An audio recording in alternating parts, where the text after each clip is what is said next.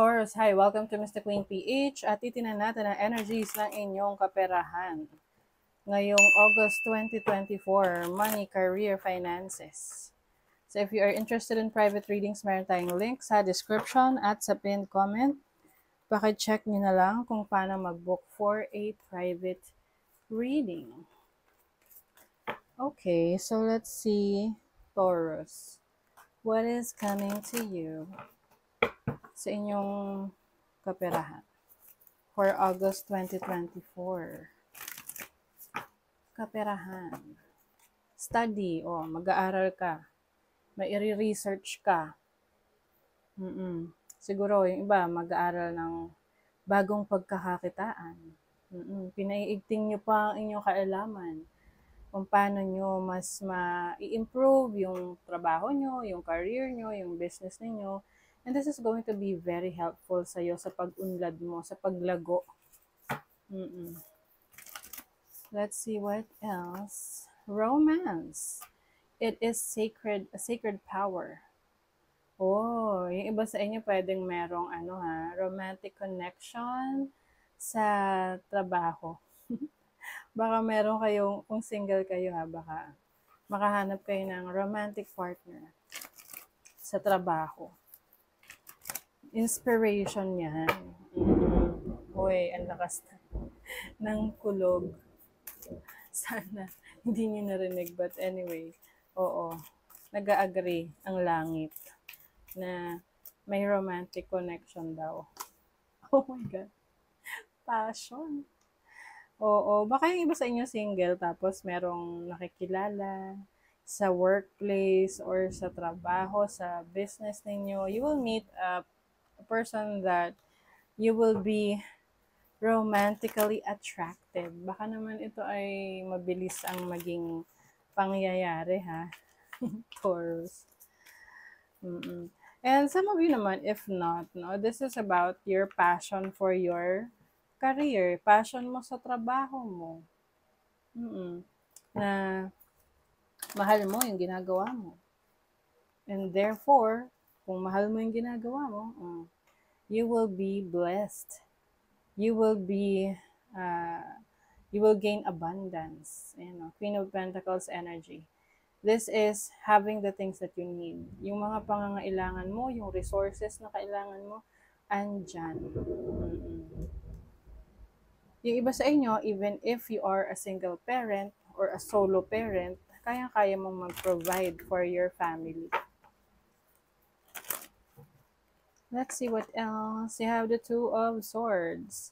Meron kayong major decision. May the Devil dito, ha. Nako. Taurus, baka meron kayong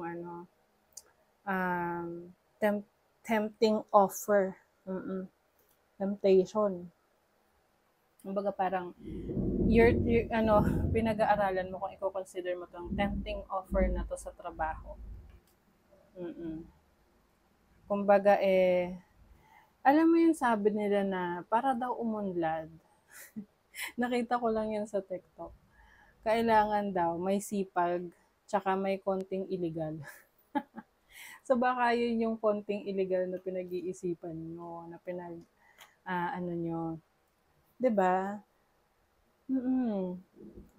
Marami yan, yung mga hocus-pocus ng ibang tao pagdating sa negosyo or even sa business. But I think, ito yung tipong binibigyan ka ng option ng universe na kung kakagatin mo ba. Dahil may pangako sa'yo. So for example, parang yung iba sa inyo may indecent proposal, ha? I don't know. Baka yung boss mo may gusto sa'yo. Tapos, ipopromote ka or mabibigyan ka ng magandang posisyon. Pero, kailangan may something sa inyo. Hindi naman yan magre-resonate para sa lahat. But, kailangan din, i-consider. Kasi baka may ganun kayong ma-experience. Some of you naman, this is about unhealthy habits mo sa pera. Yung iba, meron kayong spending habits na, sige, push, kung saan na lang, anong, 'di ba? Ah, kaya ngayon, you are deciding kung ano yung ile-let go mo, ano yung hindi na, ano yung ikikip mo na unhealthy. Meron ka ile-let go na unhealthy habits, 'di ba? So, alam mo na kung bakit mo ile-let go yun. Kasi it's not helping you. Hindi nakakatulong sa pag-unlad mo. Maraming messages coming in sa'yo. Oo, ito yung mga tinatrabaho mo na projects na maaring ngayong August hindi mo pa makita yung resulta nito. Kailangan mo maghintay pa muna at trabahuhin pa muna to. But it is going to be worth it. Oo. Magiging worth it naman yan. Tingnan mo, Nine of Pentacles, financial stability, financial abundance. May celebration din ako nakikita kasi ang daming wine dito.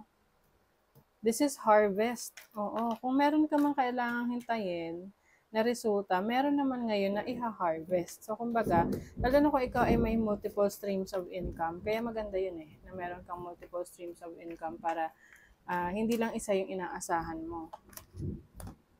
You have the Ace of Swords. This is a new idea. Creative idea. Parang eureka moment na, oh my God, mukhang maganda tong subukan.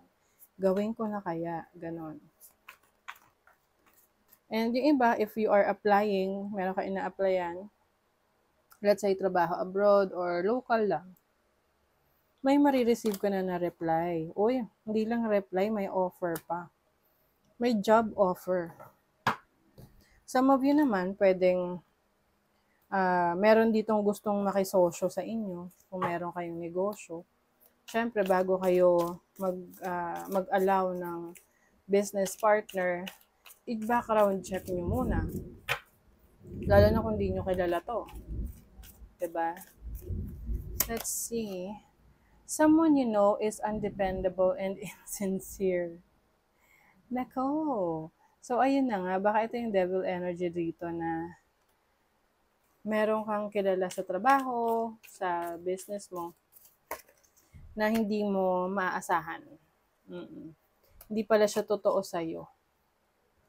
Some of you merong bagong trabaho, bagong career na ipupursue. Psychic ability, trust your intuition. Yes. This makes sense. With the Two of Swords, this is about decision making. So, meron kang decision making. And you need your instinct. You have to trust your instinct. Yung gut feel mo, kung ano ang best for you. Minsan kasi hindi natin kailangan maging logical. Kumbaga parang kukutuban mo lang siya na, ay, ito yung nakikita ko na talagang magiging magandang desisyon para sa sitwasyon na to. Sa iyong trabaho, business, or career. You will feel it Kasi parang iba yung pakiramdam kapag alam mo yun yung pinipili ng instinct mo Someone working against you or behind your back. Oh, ayun na nga. May mga kayo, hidden enemies. Nako, Taurus. Maging maingat sa mga hidden enemies na yan.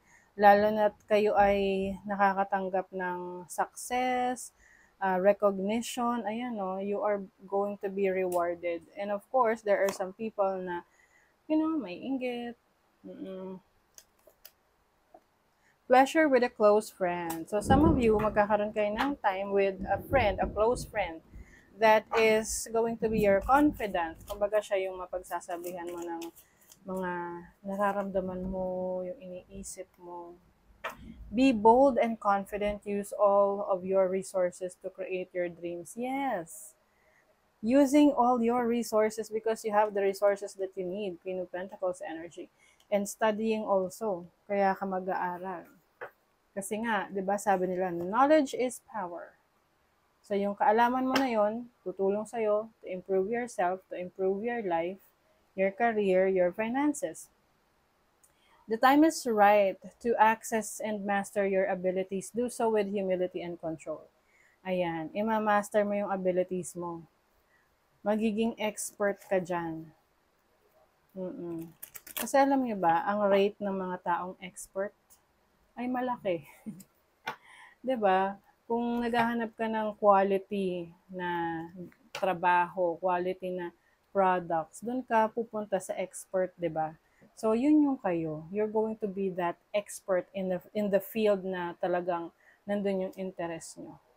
Pay attention, a powerful message is being communicated to you. So this is the powerful message na communicate sa inyo. And also, kumbaga maging ano ka, aware ka sa paligid mo kasi may mga signs na ipapakita sa iyo sa universe kung ano yung mga kailangan mong i-consider in making your decisions. Okay? So that is your reading, Taurus. Thank you so much. Bye.